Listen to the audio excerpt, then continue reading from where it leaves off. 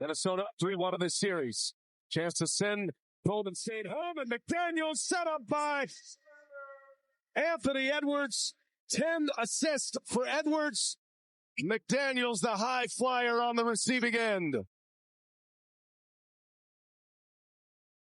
So it is back-to-back conference finals appearances for the Minnesota Timberwolves for the first time in franchise history as they move on 121-110 in this game. Welcome to Playoff Central Live, presented by AT&T, Nabil Karim. Alongside Isiah Thomas and Dennis Scott, we got complete post-game coverage coming up here on NBA TV. We're going to hear from the players, the coaches, but first, the fellas here. And we were just talking about this in commercial here. Mm-hmm. Anthony Edwards is just 23 years old. Yeah, that's crazy. It's scary because he's not even close to his prime yet, right? Prime, what, 26, 27, you were saying? Yeah. And, man, he is so damn good already. I mean, not only is he good, but he's a seeker of knowledge, right? Mm-hmm. And to watch him, again, say, I'm going to hang around Steph Curry. I'm going to hang around Kevin Durant. I'm going to learn how to shoot threes like them. Mm-hmm. And then he's getting double teamed. So he picks up the phone and say, okay, I'm going to call Michael Jordan, right? Yeah. And then he goes out and put it all into action. And, you know, being 23, and, you know, he lets you know, hey, I'm coming to get you. Mm-hmm. Yeah. He don't hide it, right? Mm-hmm. He's not running from no smoke. He's like, look, I'm coming to beat you, so you better be ready. And if you ain't ready, I'm going to embarrass you. It's fun for me, and like we were just sharing before we come on air, the first time meeting him as a youngster, junior in high school, said, man, this kid's got a lot of talent. And he transfers to a private school, cleans up his act a little bit, and then he's on campus for 8 months at Georgia. And here we are now at 23 years old. And it's something you always talk about, a lot of our young, great players. They can say, this high school coach taught me this, or this great college coach taught me this. Ant-Man's been figuring this out on the fly. Yeah. I'm going to say that again, Nabil. Ant-Man is figuring this out on the fly. Yes. It's been well documented, his history about his mom, his grandma, and how he was raised. Well documented. You can go on .com and watch it. And how he's playing, how he's slowing down, how he said, I don't want to be the face of the league. But by saying that, you made yourself the face of the league on how you play every night. Yes. So no matter if it's a high school kid or a college kid or us grown men up here at NBA TV tonight, we appreciate what you're doing. So, Nabil, that's the part where you deal with some of his mishaps. You deal with some of the things he's trying to figure out off the court. Because once he steps on the court, he never disappoints because he plays hard and he's learning how to make everyone around him better. And you know this better than I do. That's a true test of a real superstar, when everyone around you getting better and you're still able to shine. Yeah, and his personality, like, you know, you heard Randle say, hey, you know, he's the brightest light in the room, and he's not trying to be, right? He just got that thing. He's got that thing that makes you watch, like that. I want to see him. I like watching him. I don't know if he's good or not, but my eyes are on him, and that's what he's got. And then the other thing he's got is he genuinely likes to compete and have fun, and he lets you know, oh, 3D, that was a good shot, but I'm coming back at you. Come back at you. Hey, you better come on. I mean, you said it, Nabil. He's got that old school. Yeah, is that a fair? Yeah, that's very fair because look, compete level. Whenever I would play against Magic, we would have fun, but he knew that I was trying to get him, and he was trying to get me, right? And if we let up just a little bit, we both would be like, yeah, I got you. I got you. Yeah. And it's just fun to see Jaden McDaniel, just everyone that Ant's been around the last 3 or 4 years, being around him not being afraid. Let me put this battery in your back. Go have fun. Go be you, because I figured out fourth quarter, I'm still going to be me, but I need you to be you for me to have a chance to win a championship. That's great leadership. We'll get to Julius Randle in a second because, again, he was fantastic. But, Zeke, I want to throw it over to you with Mike Conley, because during the game you were talking about him, giving him his flowers.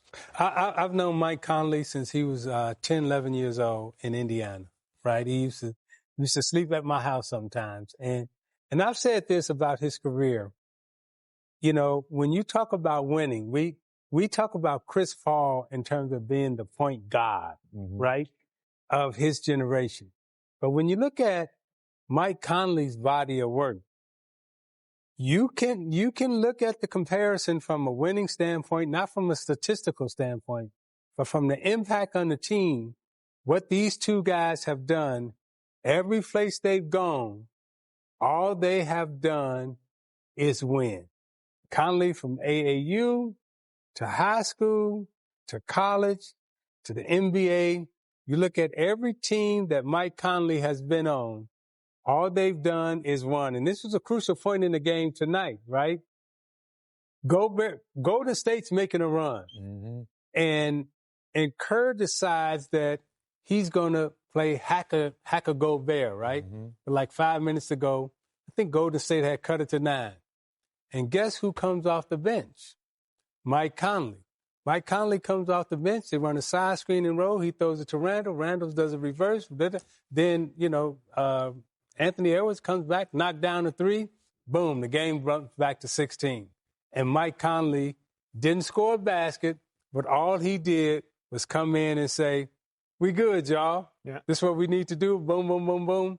And the 9-point game quickly jumps to 16 because he entered the basketball game. Yeah, he gives you that stability. 16 points, 8 assists, 6 rebounds in this win. 121. Come on, say that again. 16 points, 8 assists, 6 rebounds. What? Mm-hmm. So I ask you this, 3D. Yeah. Why is he so underrated and underappreciated in this basketball generation? And again, I'm gonna look at he and Chris Paul, right? The point guard that Chris Paul has, right? Mm-hmm. Mike Conley has been just as effective with the teams that he's been on as Chris Paul. So I'm giving Chris Paul his flowers, but I'm also giving Mike Conley his flowers too. Well, I think we as Hoopers have always given Mike Conley his flowers, and we would definitely want him on our team. Yes. Sometimes the national media may not give him the love he deserves, but Coach Finch gives him the love he deserves. Yes, he does. Yes, he does. And speaking of Coach Finch, he is at the podium right now. Let's listen in.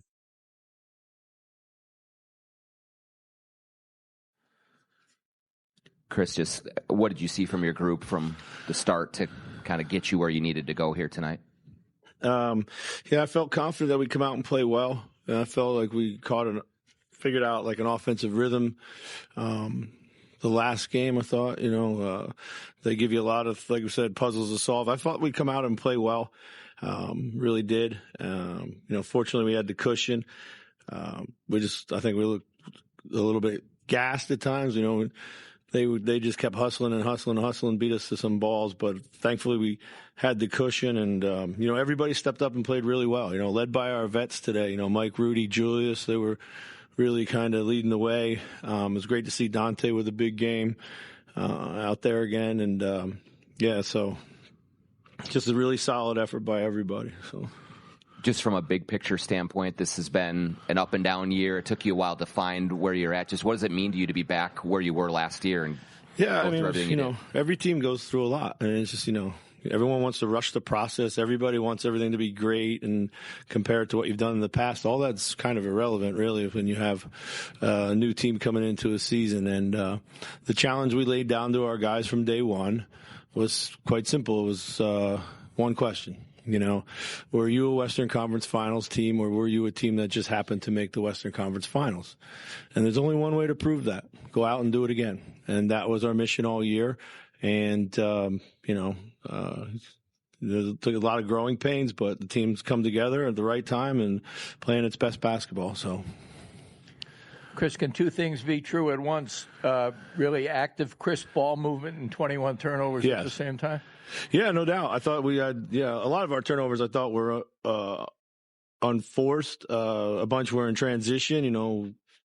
We have these moments in transition where we just don't make the simple play in front of us and make it hard and try to play in a crowd. And then, just some tired ones at the end. So. But the ball movement? Yeah, the ball movement was great. I thought the ball movement was great. I thought our spacing was great. When you play a team in a series, you start to figure some things out, hopefully. Guys did a good job of figuring out the zone and all the changing defenses. Chris, with Mike, you guys and he was kind of cognizant all season of trying to maintain his body, watch his minutes, sometimes resting. What he's given you right now, and on a night like tonight, just is this what you guys had envisioned all along, and just how huge was he, especially in that first half when the game was still close? Yeah, Mike was absolutely huge today, I wanted to try to give him as much rest as I possibly could in the first half. Just never know what a second half of a game like this is going to look like. And so I gave him a long break, didn't start the quarter with him like we normally do or often do. And, we played pretty well. And then he came back in and, after they kind of tightened it up a little bit and just was outstanding. We did a great job of finding him. And you get him clean looks like that, he's going to make them. So. Chris, what did you like about the way you guys were able to defend Jimmy Butler in this series, and how were you able to prevent him from having these big games that could possibly take over? Yeah, I think, he does such a great job of drawing fouls. I mean, he got to the free throw line at a fairly decent rate, but, mostly we just try to take away his playmaking. His really great job of getting everybody else involved. We were fortunate to have a number of guys to be able to body him. Jaden has length. Julius has physicality. Ant has physicality. And those guys, and even Rudy did a really good job when he got switched on. So, over time that take its toll on somebody when you have to face that many defenders. So. Chris, Ant had a career-high 12 playoff assists, and as a team, you had the most in franchise history for a playoff game with 36. Yeah. What was kind of the chicken and the egg there? Was that Ant, being fueled by the rest of the guys, or maybe Ant's passing fueling the rest of the guys? So I think Ant's passing got us started, got us good looks early. Ant, they were putting two on him right away, right out of the gate, doubling him. He found Mike early. Made the right read for the most part out when they were putting two on him. Did a really good job when he got downhill of finding people and making the right play there. In games like this, he said before the game or yesterday, in practice, we're going to need everybody and be ready. And both he and Julius, when they're creating shots for their teammates, this is what our offense is capable of. So. Last year, you guys had a quick turnaround between the round 2 and the West Finals. This year, you'll have at least a few days off. How beneficial do you think that'll be? Yeah, it's going to be huge. I mean, this series was a lot quicker than the last one. Last series, we had two days between every game. This one came faster and faster. So, plus a lot of West Coast travel. It'll be good to get a chance to take a breath and regroup and figure out, where we're going. So, Chris, in regards to Julius, at any point over the course of the season, did you have doubt that he was going to be able to find this rhythm that he did and become the player that he became? I mean, I guess my job is to not really doubt my own players in that capacity. So, it's hard to predict the future. I was steadfast in my belief that Julius was going to help this team when it mattered most. Like we've talked about a number of times, it was a trial and error process like most things are. But I never really doubted the fact that he was exactly the player that could help us in moments like this. We just had to get to moments like this. Chris, right here. What about Julius's game do you think really lends itself to performing at a high level in the playoffs? The physicality, the offensive physicality, the ability to get his own shot, the ability to calm the game down. The ability to put body on big wings in the league or big players. He did a great job. LeBron, he did a great job defensively here. I've really been most impressed with his defense. I mean, his offense has been. He's a phenomenal offensive player. We just had to figure out how to unlock it. But his defense and his commitment to the defensive end for us has been absolutely top drawer. Coach, throughout these playoffs, you guys have proven that you can win with defense, monster individual scoring nights, or a total team effort like tonight. What does that say about your team, that there isn't just one path to victory? Yeah, I mean, we know what our recipe for success is. We know what that means for us. Coming into the playoffs, our team talked a lot about the selflessness that was needed for it to be able to be anybody's night, and that every series is different. Every night is going to be different, and just stay ready. Dante was huge for us tonight. Big spark off the bench. We just talked about the balance with our veterans. In particular, Rudy had, probably his most impactful offensive night tonight. But those guys kept guarding and they kept doing everything else, even when the ball wasn't coming their way and shots were not falling or they were not getting shots. So, that's all credit to our guys. They made this a point of emphasis. This is what we had to have. So, Coach, you feel like your team is peaking at the right time? I thought we peaked as the series went along. Every series is different. So, so you see how we started game one. I thought we played pretty well in the Lakers series. So, you gotta get the engine going again every single time, every time you start a series. So, but we're playing well. We're doing things we know we can do to win games. Chris, earlier in the season, I think it was out in Los Angeles, you spoke about trying to build a culture and an organization that gets a lot of kind of spins at the wheel, advancing deep into the playoffs, things like that. Obviously, second straight year, you're in the Western Conference Finals. What are maybe some of the characteristics that you can identify, whether it's with the guys or the organization as a whole, that has helped you get to this point from where you started when you got here? Well, I would say, resiliency, connectivity,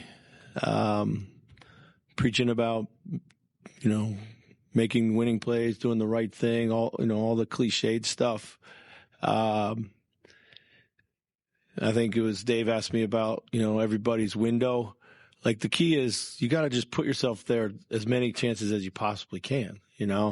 Tim Conley has a great line. He says, the path to success is not always linear. It doesn't mean just because you went so far in the playoffs, you're going to go one step further. You might not always do that, but yet come back the next year having put in place the lessons that you learned. And I think, I could see some of that, I could see some of that for us in the playoffs, what we learned last year in the Dallas series, and how we were applying it, not necessarily with tactics or strategy or game plan, but more about approach and connectivity and what happens, when the pressure comes. Obviously, Chris, to that approach, the complexion of the series obviously changed a lot when Curry went up. What did you just think about your teams maintaining the proper approach really throughout the rest of the way? Yeah, it's, a tremendous loss for Golden State, no doubt. Tremendous loss for the series. And I'm sure it would have been quite different, had Steph been able to play. But our guys took care of business, and that's not something that we've always done. I thought we had a bunch of business-like approaches in this series and took advantage of something that happened and made the best of it. So no need to apologize for it. We just, went out and did it. Chris, at one point in the season, did you personally know that this was a Western Conference Finals team and not a team that went to the Western Conference Finals? Depend what day you ask me. That's part of the journey. But we felt confident in our group once we saw us play how we knew we could play. Let's put it that way. So, any other questions? Thank you. So the Minnesota Timberwolves, they are moving on. The Golden State Warriors and Jimmy Butler are going home. We're waiting for Jimmy. Come to the podium. All right, Steve Kerr is at the podium. Let's hear what he has to say after his team was eliminated from the NBA first of all, playoffs. Congrats to the Wolves. They were fantastic. Had a great series, beating us 4 games straight after that first one. Congrats to Chris Finch, Tim Conley. They've done a great job here the last few years building this team, and back-to-back Western Conference Finals, pretty damn impressive. So it was a fight. Really proud of our guys. They hung in there and they battled the whole way through, and quite a turnaround in our season, from where we were a few months ago to giving ourselves a chance and having a swing at the plate, for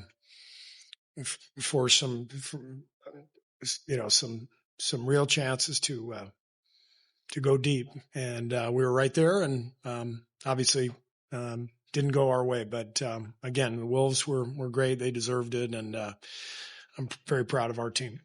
How difficult is the step aspect of this? Kind of the what if that you'll always live.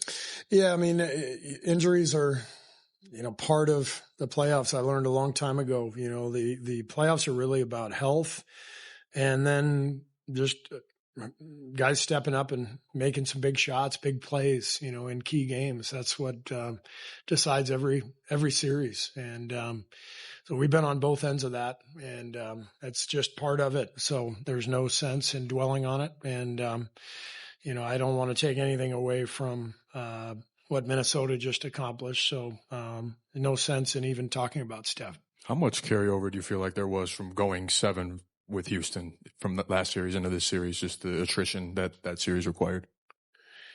Well, we obviously came in here and won game 1, coming right off of game 7.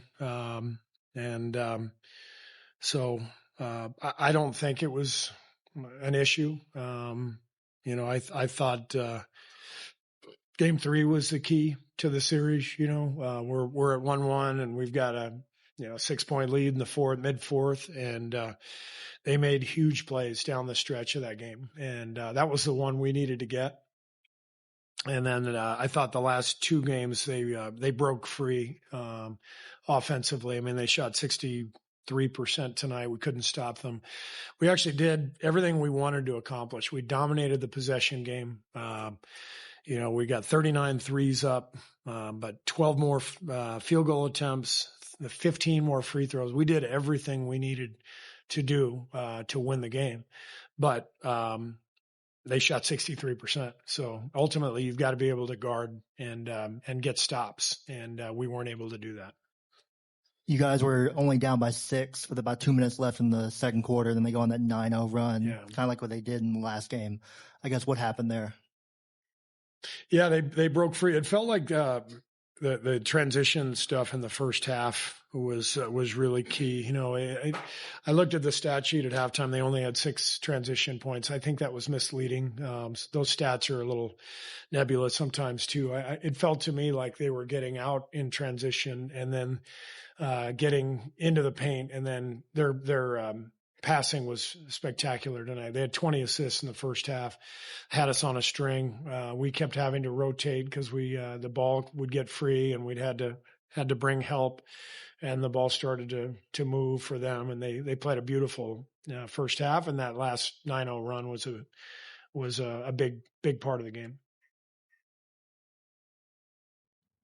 2 of your youngest guys had the biggest scoring outputs tonight, obviously, Jonathan and Brandon. What did you see from them tonight and in the series? Brandon obviously had struggled, but I thought it was our best offensive game of the series, even though we didn't shoot well. The ball really moved. We had great pace, great tempo. I thought Brandon did a really good job of pushing the ball, getting it swung side to side.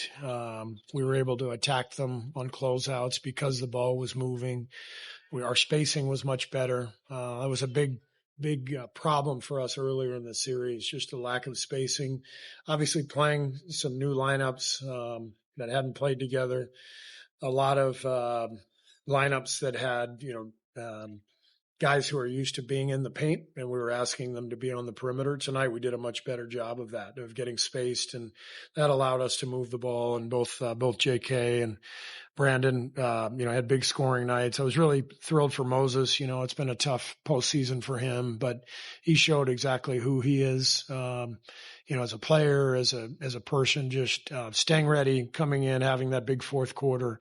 That was meaningful. And I love our guys. Like I said, we this was a hell of a run for us, considering where we were at the trade deadline.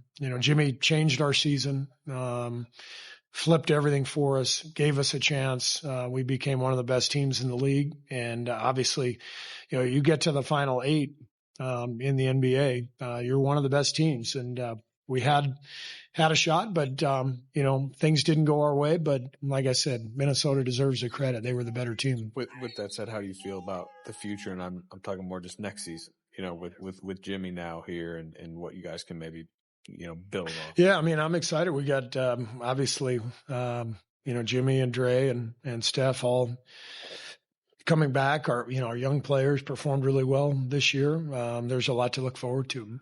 Not trying to set you up with excuses, because I know you don't want that, but was Butler pretty much 100%, or was he compromised physically?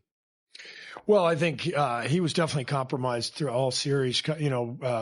I think the injury in Houston definitely impacted him. He's been playing through pain, and I think the biggest thing in this series is that without the spacing that Steph gives us, Minnesota did a great job of just playing us one-on-one. They guarded us on the perimeter. They were trying to take away our threes, and that forced Jimmy to play a lot of one-on-one against a long athletic team. And his whole game is to ISO, get the ball into the paint, and then move it to generate shots. And they just made the decision not to leave our perimeter guys, even our non-shooters on the perimeter. They just stayed with them everywhere and made Jimmy play one-on-one. And because they have a lot of length and athleticism, it wasn't easy for him to get anything at the rim and in the paint. And obviously they've got Gobert back there. So they made things difficult on Jimmy. Once Steph went out, it changed everything for our whole team, but especially for Jimmy. Steve, you guys did a nice job, especially in the first half, of getting Anthony off the ball, which is what you wanted to do. He had 6 points at halftime, but you guys were down 15. Is there an adjustment that you can make from that? Or, where do you go from that when you're down 15 and he has 6 points? Yeah, we blitzed him early in the game. We were trapping him, and they got free, and they scored several times against our blitzes. And that's the risk you take, when you go to that coverage. So I thought all in all tonight we threw a lot of stuff at them, box and one possession, a lot of zone, trapping in the backcourt, but they're a hell of a team. They've got shooting everywhere, and that's the name of the game in modern NBA. If you can space the floor with 4 or 5 different guys, it makes defense really, really difficult. And I thought their spacing, their shooting, just spread us out, and that allowed their guys to attack and get into the paint. Following up on the earlier question about Pods and Jonathan, your younger guys, obviously with Steph's injury, they had a bigger role in this series. How much can this playoff experience sort of help them going forward? Fantastic playoff experience for both guys. Very proud of Jonathan, to go from where he was in the Houston series, not really being part of the rotation. And then when Steph got hurt, staying ready and coming in, and he played really well here these last 4 games. And BP, this was a great experience for him. He said there were times in the series where he was hesitant to shoot. Even tonight, he was 4 for 6. I thought he could have gotten 10 or 11 threes off, and we needed those. And I told him that after the game. I said, when we get back here next year, you are not going to turn down a single shot. And that's part of the playoffs. I lived it as a player. It is it's a mind game. I call it, something more profane. The playoffs are they are a mind game. And it's really easy to lose your confidence. Teams throw different schemes at you. You have a bad game, and everybody's talking about your shooting percentage, and you feel like you're on an island. I've been there, and it was great for Brandon to go through that and then finish the series with a great game, because he's got to understand this is what it feels like. Nobody cares in January if you have 2 games where you're 4 for 20. But in the playoffs, everybody's writing about it. Everybody's talking about it. You feel exposed, and that's a big part of playoff experience, is understanding you got to keep firing. You got to stay aggressive, keep your confidence any way you can. Steve, you mentioned Brandon Podziemski finishing 28 points in this game, 11 of 19 shooting. But when you take a look at the season recap, obviously the biggest note there is bringing in Jimmy Butler and finishing strong. They made the season real interesting because, you remember, night in and night out, we were talking about the Warriors kind of on the outside looking in for the play-in. Yeah. Jimmy gave them that juice. So that was 6 or 7 weeks after the trade. They were playing great. You look at the schedule. Yeah, they had a couple duds there, if you will, but they won the game they needed to keep the juice going. All right, let's get to this highlight here at Game 5 between these two teams. Against Steph Curry, there was some talk that potentially he could have played in Game 6. Maybe for the best that Golden State didn't get through and compromise Steph at all. But, right from the get-go here, you got Anthony Edwards and then Jaden McDaniels going to work. I mean, they play well together. They got experience. They've been to the conference finals last year. And as Finch said, they know how to win. And I think DiVincenzo and Randle coming over gave them a little extra punch, a little extra juice defensively, and also a little bit more toughness is something that, Minnesota really didn't need to add more toughness, but they got in the trade. He did a pull-up on the rim, Bill. It's been an interesting year for DiVincenzo, right? It really has. Because he had some ebbs and flows to his year. Yeah, speaking of ebbs and flows, Jimmy Butler only 4 of 11 tonight. I want him to be a little more aggressive because Kuminga was with 23 big shots off the bench. Ooh, good gracious. Mike Conley stepping into one. He was huge at points in this game. And then Julius Randle, he's just been fantastic all playoff long. He really has. His physicality, being able to post the ball and take it low and not only do that, but he can knock down a three and he gives Edwards a break, a rest when he needs him. At the end of the second quarter, they go on a 17-5 run, Minnesota, and then they really created that separation that made it so difficult. Anthony Edwards kind of sensing the moment. Yeah, slowing down, under control, getting to the paint whenever he wanted to. Let's give Julius Randle his flowers, as the kids like to say. He's changed the narrative, playing winning basketball at the right time. Here comes Brandon Pajemski. You heard Steve Kerr talk about him. He really struggled in this series, but finished strong. Moses Moody dropping the three. Just like that, we had a 9-point game, but Edwards was like, hits the three. I mean, this 1-2 combination. That right there was nice. Yeah. That was not even Julius had to smile to himself on that one. Jaden McDaniels. And then how about some defense? Anthony Edwards doing it on both ends of the floor, adding insult to injury. And unfortunately for the Golden State Warriors, that Steph Curry injury, obviously huge. But it is the Minnesota Timberwolves moving on to the conference finals for a second straight season for the first time in franchise history. Let's hear from Julius Randle. Good. Come on, bite, let Gobert sit down, man. Y'all boys get up out of here, man. I'm out. There you go. Need that? Shoot.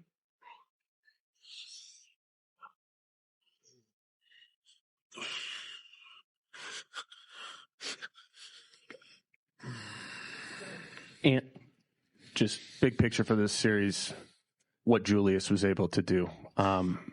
Just what stood out to you about that, and just kind of reflecting on the whole season of what he's kind of built to get to this point. Like what sticks out in your mind? Just how he create for others, and his impact on the game. The way he controlled the tempo, the way he pushed the pace, the way he bring us along with him when he pushes the pace, and just even his defense. His defense has gone to another level. The way that he communicates with us, his attention to detail, everything, man. It's incredible. It's incredible to be his teammate. And he brings it every night, and he shows you that he wants to win. So I'm happy to have him next to me. You were confident last season after the Western Conference Finals that you would be back here. I think you said we will be back. What fueled that, and what did you have to do over the course of the season to get here individually and collectively as a group? A lot of ups and downs. Just had to stay with it. And what fueled it? I mean, we lost last year, so just trying to take that into the summer. I didn't have too much personal workout time because I was with the USA team, but the time that I did have, I definitely had that in the back of my mind. Rudy, you've come up big in these closeout games in the first 2 rounds. Just what was your mindset going into this, and how did you assert yourself tonight the way that you needed to? For me, it was just about being present, try to enjoy the moment. I try to really focus on my preparation, and then once I'm on the floor, it's just about enjoying the moment, being present of both ends, try to set the tone for my team and for my teammates, and doing it with my energy, and then usually the game takes care of itself, but when you kind of in that moment and enjoying that moment. You're just yourself, and I try to be that every night. This was an entirely different ride to the conference finals from last year. Is there more satisfaction or anything just with all of the ups and downs that you guys went through that you stayed together and you're right back where you were last year? There's no satisfaction. Yeah, we just got here. We haven't done anything yet, so no, he's not satisfied. That's exactly how it feels. It feels good to get to that step, but it's stomach is not full, not at all. It's just one step, and in a way, last year it felt different because it was a game 7. We down. I don't know how many at half, and we came back and won. So obviously, the adrenaline was different, right? But this year, it's kind of like we sat down early in the season. We said we're gonna get back right where we left last year, and then we want to achieve our goal. And now we are halfway there. So it's we know that it's not gonna get easier at all, and we focused on that. And when you were talking about the Warriors earlier in the series, you talked about how they have a championship pedigree. What do you believe it says about your team, the way they were able to bounce back after game 1 and go on to win the series against a team with championship pedigree? Says a lot. I told him today, the most together team and the most mature team is a team that wins around this time. It's not about who get 30 points, who get the most shots, who get all the blame for winning the game, and it's not about none of that. It's about coming together as a team. Can we defend at a high level, and can we limit the other team to one shot? It doesn't really matter about offense, as long as we get good shots, and it don't matter who shoot it. So we did that tonight. And is there any lesson that you learned from the Dallas series that stuck with you that maybe you've applied throughout the regular season or throughout the playoffs thus far? Nope. Just a loss. How about Rudy? Was there anything you think when you look back to the last year's Western Conference Finals that was missing for your team that maybe that you have more of going into this year's? I think for us, it's our approach. More importantly, it's not about talent. It's not about us wanting to win or not, right? We want to win, but it's about staying, level-headed after a win like we had last year against Denver, Game 7. I felt like, you got the whole world praising you, and and all of a sudden you went from being an underdog to being the favorite. I think in a way we weren't mature enough to handle that yet, but we were much aware of it. And this year, I feel like we're mature enough. I feel like we understand where we're at, and so in a way, that's the lesson. In our preparation, in our approach, it's about us. It's not about who we face. It's about our mindset, and when our mindset and our work and our attention to details, our level of urgency is right. We know we can play with anyone. Question for both of you. Obviously, there's been some history between you guys, the Timberwolves and Jimmy Butler and Draymond. How personal was this? I don't have no history with those guys, so it wasn't personal. It was trying to get a win. I don't know about the Jimmy thing. I wasn't there. Yeah, I don't have no history with nobody. I have a lot of respect for those two guys. They're both highly competitive players, for me, it's just about, I'm just focused on trying to win a championship. What happened, and there's nothing really personal. I think it's also a team game. So, they both accomplish great things. But now I feel like now it's, for me personally, I'm just focused on writing my own story, and to each individual has their own journey and story, and I'm just, trying to accomplish my dream, my goal, winning a championship. That's all I care about. And going back to the Western Conference Finals, how different does it feel this year? How prepared do you feel? How much more prepared do you feel to try to get it done this time? I can't really speak on how prepared I feel because I don't know. We haven't started playing yet. But, hopefully I'm more prepared than I was last year. And I think there was a story in an All-Star game that they asked you to throw a lob coming out, and you told the coach, I don't throw lobs. Yeah. You threw a lot of them today. Yeah. Just like, what are you seeing in that, and how much more comfortable are you in that? How many throws today? I threw like 3-4 on today, right? Just like Root comes up to me every time out. Sack, you got to read it, you know, and I need that because it's there a lot. And I tell Jaden all the time, like when I'm driving, cut that corner, because most of the time your man trying to play 2, and if you cut, he can't play 2. Now he got to make a decision. Do he want to give up an easy 2 points or a corner 3?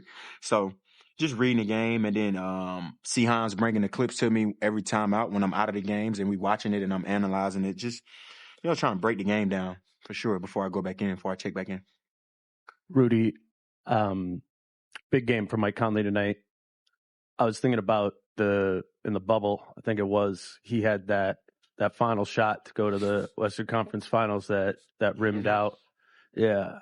I mean, I guess for both of you guys, like to see him specifically get to this point, I know it means a lot to you, but I guess Rudy, thinking back to that, you know, and where you're at now, I mean, what does that make you think?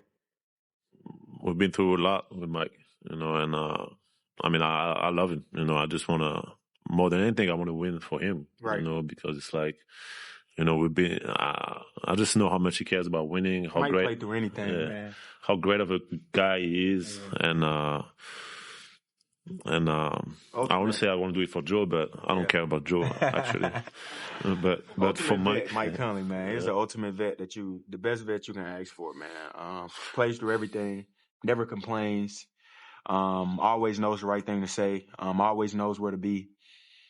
Yeah, and just great guy to look up to for sure.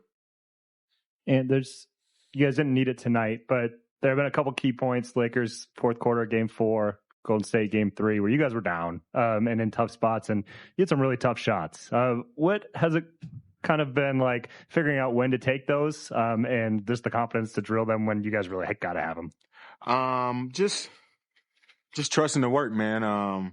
Like I know I trust myself. So anytime I tell them, like, you know, it's time for that. So they already know. They know what it is. Like when I get in that mode, just give me the ball and try to get me open. I tell them all the time, like, you set a good screen, we're going to score. I promise you. So, Rudy, what is it like as a team, maybe when the chips are stacked against you guys, to almost have kind of like a get out of jail free card sometimes with some of the shots he can make? I mean, you know, it's kind of like finding that balance for me. It's like I think now it's compared to last year and the previous years, I think he's really finding a way to choose these moments and understanding momentum. You know, understanding like when to take them, maybe when not to take them, and also he's such a unique scorer and such a high confident player. I realize that sometimes you just gotta let him do his thing, you know, and then. Sometimes going to miss it, you're going to make it. Sometimes going to miss it, but you got to let him do his thing, and you got to rely. I miss for later. But yeah, just communicate with him, but also, you know, let him do his thing and try to. I always tell him, I'm gonna get you a good shot. I'm gonna make it easy for you to score, and also tell him a lot to not settle. You know, he can shoot from almost anywhere, so I can understand why it's good for him to settle sometimes. But I'm also like, if you play percentages, you know, when you get to the rim, first of all, it puts a lot of pressure on the other team, and we could get some much easier stuff. So he's been great at, you know, finding that balance and not settling, you know, using both weapons. We'll do 2 more questions. Rudy, you said this morning that you felt that this game was a big test for you guys. It seems like you guys are passing a lot of tests throughout this postseason. Have you seen enough from this group that leads you to believe that you guys are at a point where you believe you can win an NBA title? We don't want to get into that. Yeah, I mean, our goal is the same. You know, our goal is the same, and like I said, you know, it's about not getting too high, not getting too low. You know, being present, enjoying every single day, every single practice, every single game, and when the opportunity comes, just being ready. And tonight, our mindset was there, so I had zero doubt that we were gonna, you know, pass that test. Now we halfway there, so it's almost like a new season starting. And I don't know if you saw, but your little guy, Luca, who gave you the wristband, was here tonight. Yeah, he was fly as hell tonight. Yeah, I was just wondering, like, what does that mean to have that moment with him and to know that he looks up to you and he's giving you something? It means everything. It means the world to me. I was shooting and he was his dad was holding him up, and I didn't realize it till like 2-3 minutes left when we was warming up. And then I seen him, and he was fly as he had the glasses on, the jersey, the wristband. He was fly as hell tonight. Shout out Luca, man. I love Luca. Thanks, guys. Yeah. Thank you. All right. Jimmy Butler has got to the podium. We'll hear what he has to say about Golden State being ousted from the playoffs when we come back. Time now to check in with Jimmy Butler, who was 4 of 11 with 17 points, 6 rebounds, and 6 assists in this game. Jimmy, to what degree did the fall game 2 in Houston affect how were you feeling the rest of the postseason? Fine. Good enough to go out there and compete. We're not going to use anything as an excuse, so just didn't win. And then how would you just contextualize how different things were throughout the course of the series without having Steph out there? Yeah. Obviously, it's very different whenever you don't have Steph on the floor. The room in the margin for error is so much smaller. And I feel like everybody has to take on more and everybody has to play a little bit of a different role. But that's just the game. Injuries happen, but it is a lot different with Steph not out there. How do you view just, I guess, your few months here and what the future and what this franchise can look like? Great. A bunch of great guys that work incredibly hard, young talent that's going to be incredibly successful in this league. It's all about, staying healthy as it always is and getting more and more comfortable playing with one another. When do you and Draymond and Steph get together and start talking about next year? That's a good question. That is a very good question. Maybe on the plane. I don't know. For sure sometime this summer. But when it happens, it will happen. Have you seen enough? I know you played 8 playoff games with Steph. Yeah. Have you seen enough to be convinced that healthy this team is a contender? For sure. I think we all know that. We all believe that. But like I said, injuries is part of it. Nobody wants to be injured. It's all about playing your basketball, the best basketball at the right time, and being healthy at the right time. Unfortunately, that wasn't us, and we came up short. Jimmy, the last couple of times you've been in the playoffs, you've had to maybe carry undermanned rosters further than maybe where we projected where you guys should have been. Does this collection or group, or at least you, Steph, and Draymond at the top, does that give you a little bit more optimism, maybe despite your age, despite how, tough the Western Conference is? Like, do you walk away feeling a little bit different than you have your last few playoff rounds? Yeah. It is tough, but it's tough on both sides, West and East. And like I just said, if we're healthy, if all of this and if all of that, then it may be different. We don't know. But we're going to take our chances for sure if Steph is out there. But, we'll come back and figure this thing out, and next year do the same thing. Jim, you guys were so close in game 3. You had them with 6 minutes to go. You were up, and they blitzed at the end there. When you look at what they were able to do to you guys with your offense, what made them so successful defending you guys? I don't know, maybe some physicality, making us take tough shots. But I don't think it's ever the offense. I think tonight they shot 62%. So if we can't stop guys from putting the ball into the basket, it's going to be hard either way. So I'm not going to say that our offense was the problem. Guard the 3, make them miss a little bit more. On the other side, then, you guys had a really strong defense last few months of the regular season. What did they do to sort of take that apart? Move the ball incredibly well, get into the paint. I don't feel like we took too much away from them. We talked about what we wanted to do. We did it in some spurts, but not the entire game, which we needed to do. So they played well. You got to give them that. Jimmy, it feels like you guys have been going 100 miles an hour since you got here when you were traded. What's it going to be like having a full season with this team, and do you think you guys can do more based on having a full season, full camp? Yeah, I think it's going to be fun. A lot of great basketball to be had and to be played. And I can't wait to get to that point because I don't want to be not playing basketball. 4:25.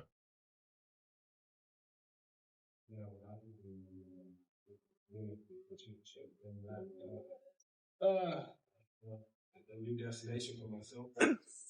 All right, so that's Jimmy Butler there, who, when asked about, if he's healthy or not, wasn't going to make any excuses. But, I mean, you look at some of the games, besides the one game where he had 33 points, I mean, 4 of 11 in this game.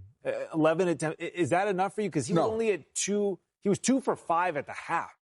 Jimmy, we know you had that spill in the Rockets series with the you land on your butt, on your booty, if you will. But if you're playing 41 minutes tonight, Zeke, in a closeout game, you have to be more aggressive. There's about 4 or 5 times he drove to the basket and he was looking for that ghost.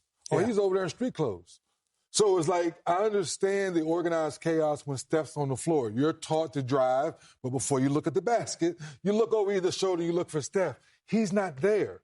So I'm looking for maybe 15, 16 shots, being more aggressive, showing us that everyone's saying, where's the Jimmy that took Miami to the finals, right? Well, that Jimmy was a little bit younger, a little more spry, and then the eye of the tiger might have been there. I didn't see the eye of the tiger tonight we'd like to use, Zeke, with a guy that helped you violate the season to finish up the way you did. But now in a game like tonight, you're playing 41 minutes. You only give me 11 shots. I need to see more, Zeke. Yeah, and I think the way we look at scoring in the NBA and what we want from a guy like Jimmy in terms of shot attempts, that's just not how he scores.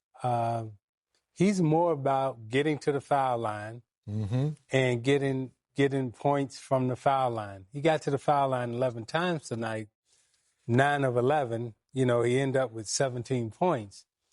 Jimmy has got to the point where he's figured out, okay, how do I get points on the stat sheet and how do I get points easy, right? He's not creating shots anymore where he used to be able to create his own shots.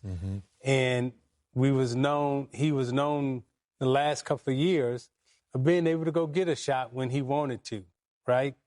I don't know if he's able to go get a shot now when he wants to, at least a good shot, but he's capable of getting to the foul line and drawing fouls. So consequently, at the end of the night, you're seeing Jimmy with 11 free throws. You're seeing Jimmy with 18 free throws. You're seeing Jimmy with 12 free throws, 15 free throws.